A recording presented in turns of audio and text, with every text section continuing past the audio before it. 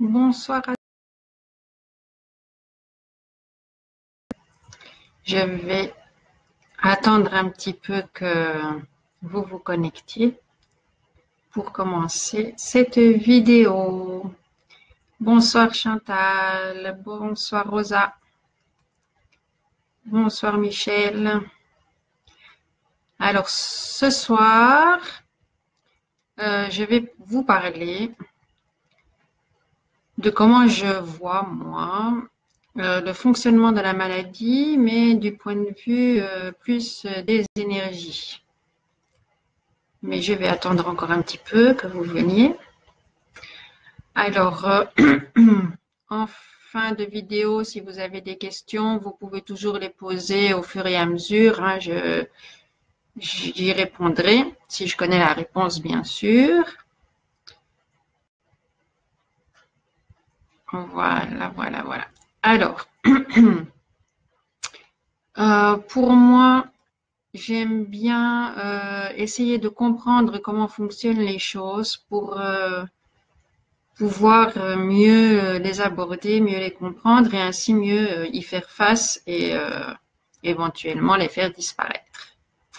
Bonsoir Anne, bonsoir Alain. Alors voilà. Donc, si vous avez des questions, vous les écrivez là dans les commentaires. Si j'ai le temps, parce que je n'aime pas que ce soit trop long pour pas vous embêter, en général, ça fait beaucoup d'informations en une fois. Donc, j'essaye de me limiter quand même à peu près 1 heure de vidéo. Donc, soit je vous réponds en privé, soit je réponds au cours de la vidéo. Et si je vois qu'il y a vraiment beaucoup de questions, alors je ferai une vidéo spéciale pour répondre à vos questions. Voilà donc. Alors, nous parlons donc aujourd'hui de ce que c'est que la maladie,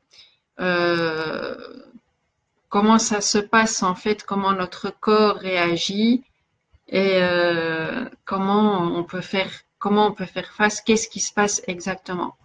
Moi, en fait, j'ai commencé à me poser ces questions-là en voyant les différences qu'il pouvait y avoir entre les individus. Donc, pourquoi certaines personnes qui se retrouvent en contact avec les mêmes virus, avec les mêmes vaccins, les mêmes médicaments, n'ont pas les mêmes réactions? Hein, pourquoi quelqu'un va attraper une grippe alors que les autres membres de la famille qui sont exactement dans le même milieu ne sont pas malades, n'ont pas de grippe? Comment ça se fait que certaines personnes vont très bien réagir à certains médicaments alors que d'autres vont faire de la résistance et ça fonctionne pas?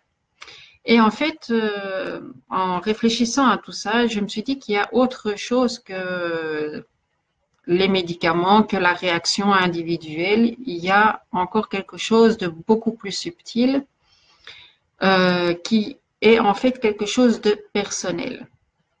Alors, pour moi, déjà, la maladie, c'est un peu le mal-à-dit, ou la maladie. Hein. Ce sont des signaux que notre corps nous envoie pour nous dire attention, il y a un gros déséquilibre. Alors, un déséquilibre, ça veut dire quoi? Ça veut dire qu'il y a un manque d'équilibre. Mais un manque d'équilibre dans quoi? Qu'est-ce que ça veut dire cet équilibre? Mais tout simplement, il y a un déséquilibre dans notre énergie personnelle. Alors, qu'est-ce que sont les énergies?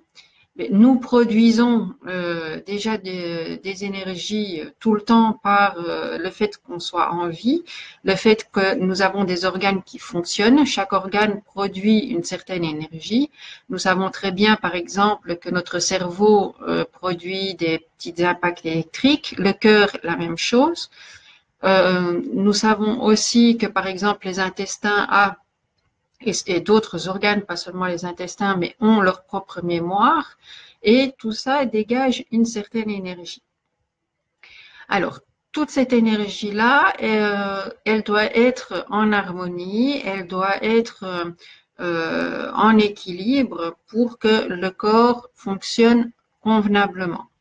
Maintenant, il y a certaines énergies, comme par exemple les énergies du cerveau, qui sont principalement créées par nos pensées qui vont avoir des influences sur tout le reste du corps. Pourquoi? Parce que le cerveau peut, à force de répétition, influencer et guider d'autres organes. Alors, comment cela se passe? En fait, c'est pas très compliqué, hein, c'est assez simple à comprendre. Dès que nous venons sur Terre, nous sommes dans l'apprentissage. Et le cerveau, qu'est-ce qu'il va faire? Il apprend, toute la vie, il apprend. Et la douleur, le mal, tout ça, ce sont des apprentissages aussi.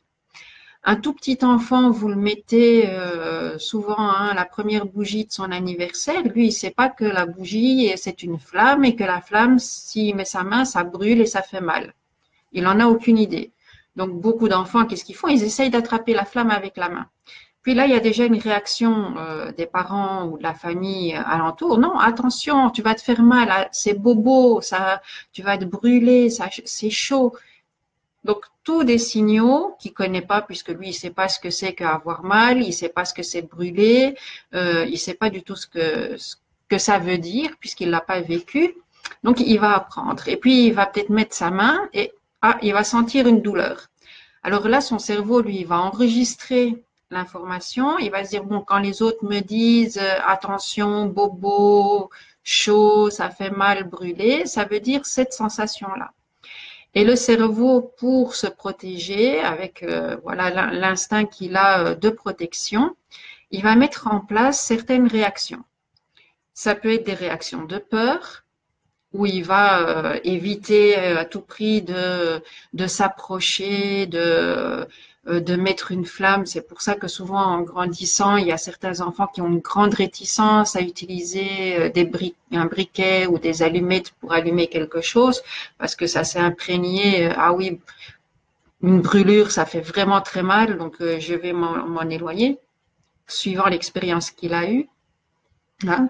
Et il peut avoir des réactions plus vives, suivant que sa première expérience a été très douloureuse ou pas douloureuse.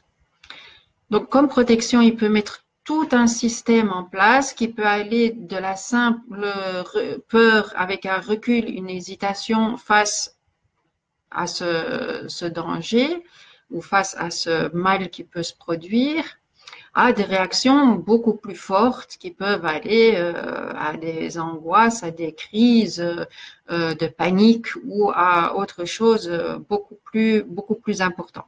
Comment tout cela se met en place? Tout simplement par la répétition.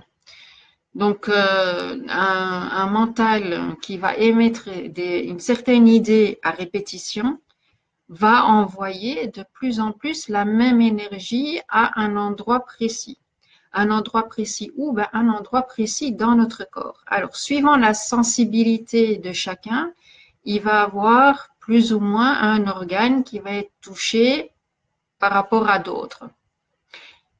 Il y a aussi ce les médecins disent une partie génétique.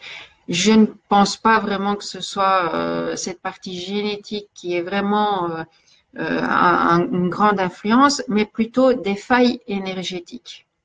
C'est-à-dire que dans notre corps, donc dans toutes ces énergies qui circulent, à cause de certains vécus, l'harmonie n'est plus complète, l'équilibre n'est plus parfait, et par ce déséquilibre, cette faille, eh bien, suivant la personne et où la faille se trouve, elle va être beaucoup plus sensible à certaines choses qui peuvent passer dans cette faille-là.